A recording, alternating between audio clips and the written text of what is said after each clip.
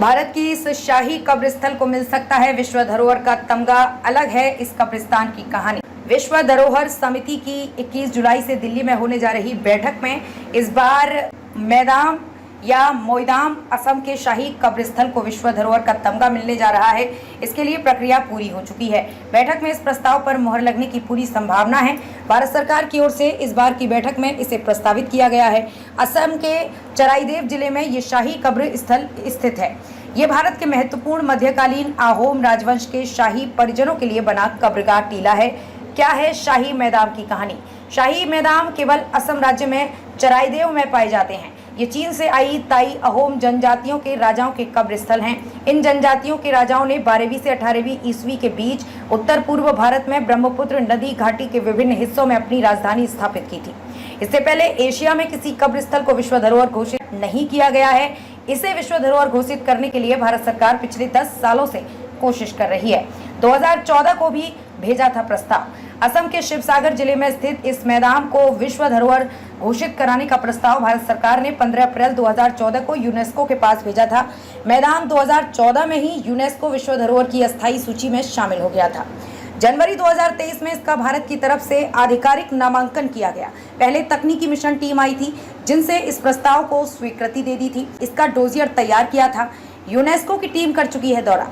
इसके बाद यूनेस्को के लिए काम कर रही टीम स्मारक का दौरा कर चुकी है।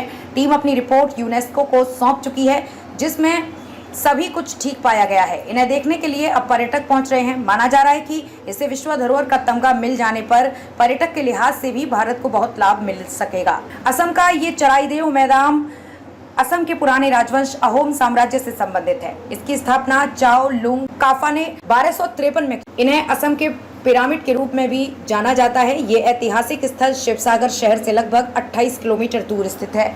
अहोम समुदाय के लिए पवित्र स्थान चराईदेव अहोम राजवंश की टीले वाली दफन प्रणाली के रूप में जाना जाता है।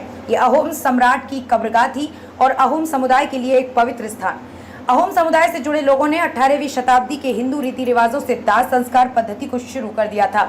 इन लोगों के लिए चराईदेव का मैदान पूजनीय है। शायद इसलिए ये लोग 18वीं शताब्दी में दाह संस्कार के बाद उसकी राख को चराईदेव के मैदान में ले जाकर दफनाते थे। इसलिए चराईदेव मैदान अहोम समुदाय के नजरिए से महत्व अधिक है। कैसी है कब्रगाह? मैदान मिट्टी के टीले के अंदर 2 मंजिला होता है जिसमें एक धनुषाकार मार्ग से प्रवेश किया जाता है। अर्धगोलाकार मिट्टी के टीले के ऊपर ईंटों और मिट्टी की परतें बिछाई गई हैं। जहां टीले का आधार एक भुज दीवार और पश्चिम में एक धनुषाकार प्रवेश द्वार द्वारा मजबूत किया जाता है। कुछ स्थानों पर उत्खनन से पता चला है कि प्रत्येक मैदान के अंदर गुंबददार कक्ष में एक केंद्रीय रूप से उठा हुआ मंच होता था जहां शव को रखा जाता था।